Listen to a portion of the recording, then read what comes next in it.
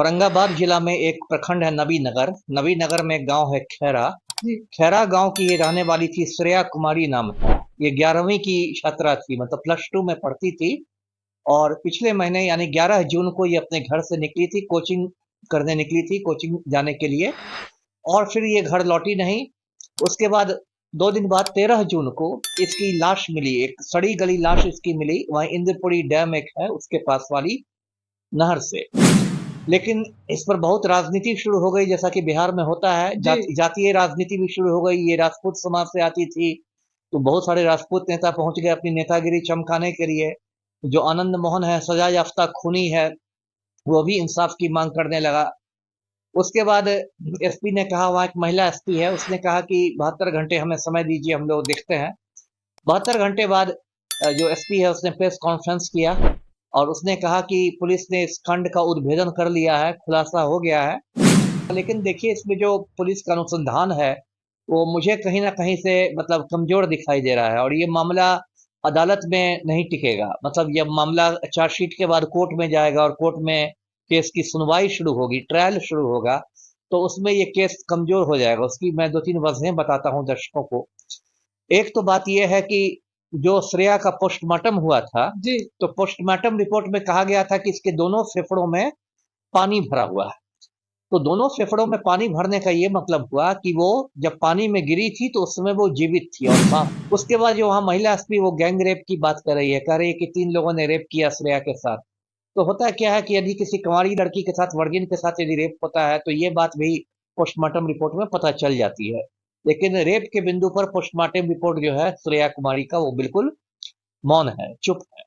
तो ये बात भी एसपी की रिपोर्ट जो थ्योरी है वो कमजोर पड़ती है।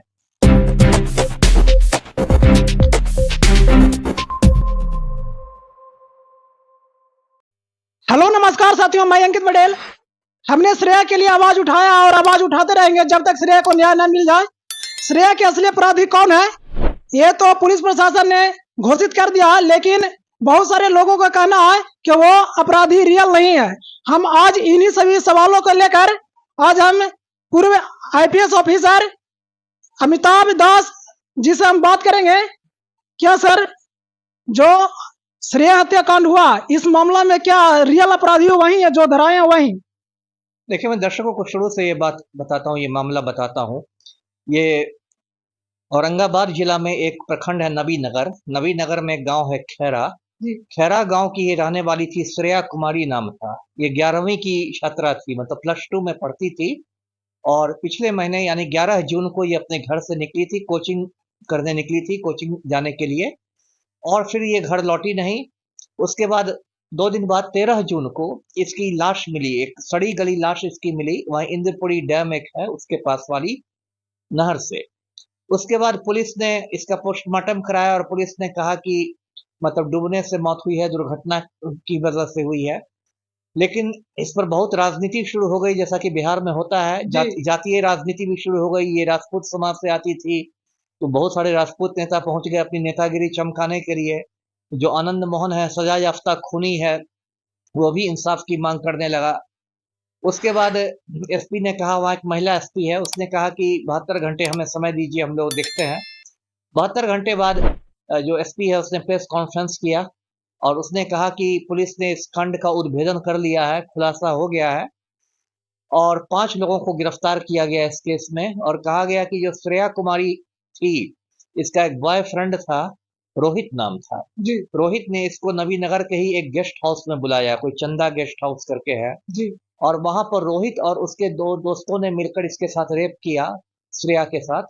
और फिर उन लोगों को लगा कि ये सबको पकड़वा सकती है, तो उन लोगों ने गला दबाकर इसकी हत्या कर दी। जी। और एक एल्टो कार में लेकर इसकी लाश को ले जाकर उन्होंने उसे पानी में फेंक दिया। Yes sir. तो ये कहना था वहां की महिला एसपी का। और उसने कहा कि 5 लोगों को गिरफ्तार किया गया है, गेस्ट हाउस के संचालक को भी गिरफ्तार किया गया है और एक साथी को, और सबने जुर्म कबूल कर लिया। 5 लोगों को गिरफ्तार किए। हाँ, वही मैं कह रहा था। 3 लोग तो हो गए रेप करने और हत्या करने वाले, और 2 लोग, एक गेस्ट हाउस का संचालक, एक और उसका साथी। जी। तो इस तरह एसपी का दावा हुआ। लेकिन देखिए, इसमें जो पुलिस का अनुसंधान है वो मुझे कहीं ना कहीं से मतलब कमजोर दिखाई दे रहा है। और ये मामला अदालत में नहीं टिकेगा। मतलब यह मामला चार्जशीट के बाद कोर्ट में जाएगा और कोर्ट में केस की सुनवाई शुरू होगी, ट्रायल शुरू होगा, तो उसमें ये केस कमजोर हो जाएगा। उसकी मैं 2-3 वजहें बताता हूं दर्शकों को। एक तो बात यह है कि जो श्रेया का पोस्टमार्टम हुआ था, जी तो पोस्टमार्टम रिपोर्ट में कहा गया था कि इसके दोनों फेफड़ों में पानी भरा हुआ है। तो दोनों फेफड़ों में पानी भरने का ये मतलब हुआ कि वो जब पानी में गिरी थी तो उस समय वो जीवित थी और सांस ले रही थी, है ना? जी तो जब आप सांस लेते हैं तभी पानी आपके फेफड़े में जाएगा। जी यदि लाश फेंकी जाएगी पानी में तो उसके फेफड़े में पानी नहीं जाएगा, ये बात है। तो जो एसपी का बयान है, जो एसपी की थियरी है, वो पोस्टमार्टम रिपोर्ट से मैच नहीं कर रही है। सरकारी डॉक्टर ने जो पोस्टमार्टम रिपोर्ट दी है उससे मैच नहीं कर रही है। जी तो इसका फायदा इन 5 अभियुक्तों को मिलेगा। इनका जो वकील है वो कोर्ट में कहेगा कि देखिए पोस्टमार्टम रिपोर्ट में तो कहा गया है कि वो जीवित थी जब पानी में गिरी, और एसपी कह रही हैं कि नहीं लाश फेंकी गई, तो पुलिस की थ्योरी कमजोर पड़ जाती है, एक बात। दूसरी बात क्या है कि यदि एसपी कह रही है कि गला दबाने से हत्या हुई है, मैंने भी इस तरह की बहुत सारी लाशें देखी अपने सेवा काल में। होता है क्या है, जब गला दबा के हत्या की जाती है तो एक तो गले पर कई बार निशान पड़ जाता है, जैसे फंदा से झूलने पर भी निशान पड़ जाता है, और आंखें थोड़ा बाहर आ जाती है और जीभ भी बाहर आ जाती है। लेकिन इस चीज का उल्लेख ना तो पोस्टमार्टम रिपोर्ट में है और ना पुलिस के इंक्वेस्ट में है। पुलिस का इंक्वेस्ट होता है कि जब लाश के पास सबसे पहले पुलिस पहुंचती है, पोस्टमार्टम तो बाद में होता है, बाद में डॉक्टर करते हैं। लाश के पास जब पुलिस वाले पहुंचते हैं तो एक इंक्वेस्ट का फॉर्म होता है, उसको भरते हैं। उसको हिंदी में मृत्यु परीक्षण रिपोर्ट कहते हैं, जी यूपी दिल्ली की तरफ उसको पंचनामा कहते हैं। जी तो वो पंचनामा का फॉर्म होता है, उसपे कई कॉलम होते हैं, वो भरा जाता है कि ये लाश अज्ञात है, कि इसकी पहचान हो गई है, ये पुरुष की लाश है या महिला की लाश है, इसकी तकरीबन उम्र कितनी होगी, और उसमें एक ये भी कॉलम रहता है कि मृत्यु की वजह क्या लग रही है, मतलब पुलिस को प्रथम दृष्टया मौत की क्या वजह लग रही है। तो यदि गला दबा के हत्या वाली बात होती तो पुलिस वालों इतने अनुभवी तो होते ही हैं कि वो लिख देते कि गला दबाकर हत्या का मामला लग रहा है, उसकी आंखें देखकर, जीभ देखकर, लेकिन ऐसा कुछ इंक्वेस्ट में नहीं है। तो ये बात भी एक पुलिस की रिपोर्ट के थियरी के खिलाफ जा रही है। उसके बाद जो वहां महिला एसपी वो गैंग रेप की बात कर रही है, कह रही है कि 3 लोगों ने रेप किया श्रेया के साथ। तो होता क्या है कि यदि किसी कुंवारी लड़की के साथ, वर्जिन के साथ यदि रेप होता है तो ये बात भी पोस्टमार्टम रिपोर्ट में पता चल जाती है। लेकिन रेप के बिंदु पर पोस्टमार्टम रिपोर्ट जो है श्रेया कुमारी का वो बिल्कुल मौन है, चुप है। तो ये बात भी एसपी की रिपोर्ट जो थियरी है वो कमजोर पड़ती है। और जहां तक ये कहना कि एसपी ने कहा कि 5 ने जुर्म कबूल कर लिया है, तो देखिए पुलिस के सामने जुर्म कबूलने का कोई कानूनी महत्व नहीं है, क्योंकि पुलिस तो किसी को भी इतना पीट देगी कि वो आदमी मार खा के निर्दोष भी रहेगा तो बोलेगा कि हाँ हम ही ने किया था, मार से बचने के लिए। जी और वही होगा कि जब कोर्ट में इसकी सुनवाई होगी तो इन 5 का जो वकील है वो बोल देगा कि पुलिस ने इनको टॉर्चर किया इसलिए इन लोगों ने जुर्म कबूल कर लिया, ये तो निर्दोष थे। तो कहने का मेरा मतलब ये संक्षेप में मैं अपनी बात को खत्म करूं कि ऐसा लग रहा है कि बहुत ज्यादा पुलिस पर दबाव था कि इस केस का उद्भेदन कीजिए। पूरे बिहार में प्रदर्शन हो रहे थे, आगजनी, धरना प्रदर्शन, हंगामा हो रहा था। तो लगता है कि मतलब एक तरह से पुलिस ने हड़बड़ी में, कहते हैं ना, खाना पूरी कर दी, और पुलिस चार्जशीट दे देगी, आरोप पत्र दे देगी और अपने मत्थे हटा के मामला कोर्ट में भेज देगी।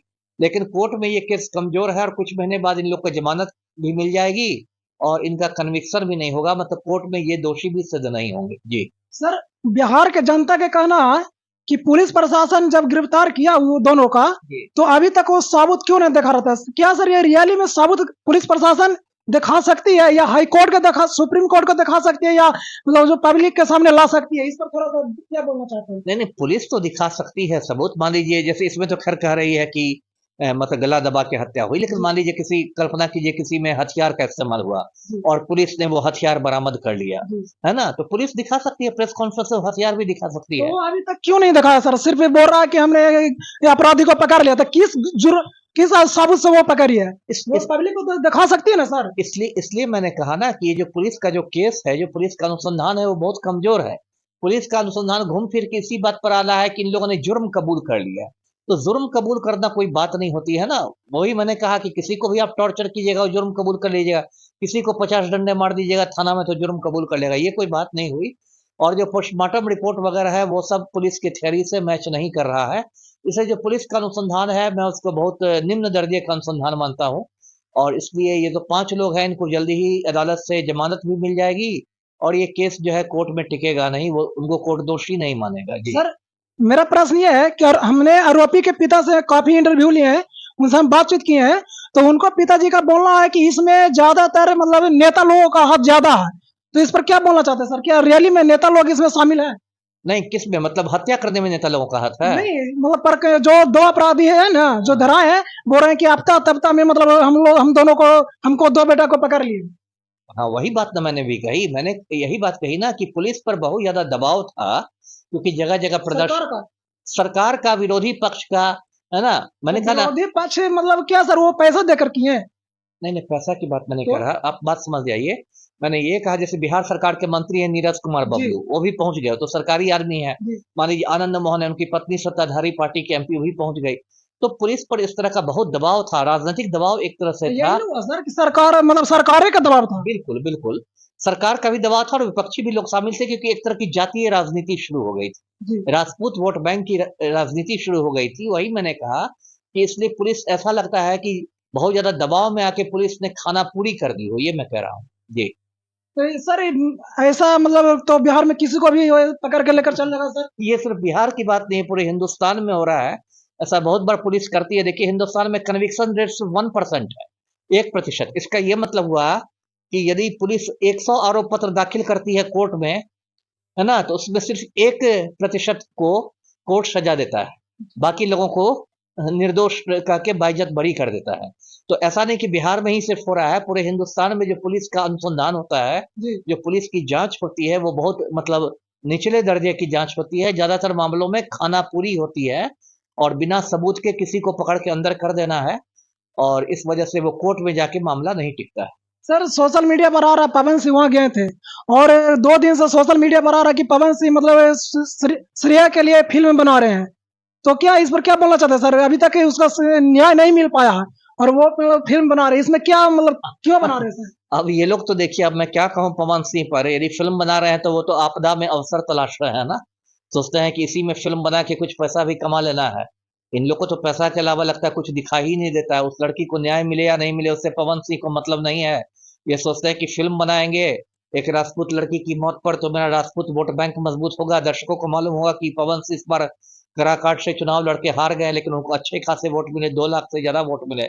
और अब चर्चा है कि विधानसभा चुनाव जी के पहले वो एक अपनी पार्टी बनाएंगे, सर्व समाज पार्टी बनाएंगे, और अपनी पत्नी ज्योति सिंह को विक्रमगंज से चुनाव लड़वाएंगे। ऐसी चर्चा आ रही है सत्ता के गलियारों में, राजनीति के गलियारों में। तो पवन सिंह फिल्म भी बनाएंगे, उस फिल्म के बहाने कुछ राजपूत वोट बैंक भी मजबूत होगा, कुछ पैसे भी कमा लेंगे। ये तो आपदा में अवसर वाली बात हुई जी। यानी वोट बैंक के लिए वो ऐसा क्या कर रहे हैं सर? दोनों, वोट और नोट दोनों के लिए। वोट और नोट दोनों के लिए जी वो अपना फायदा के लिए कर जी रहे हैं। जी, राजपूतों का वोट और फिल्म चलेगी तो नोट जी।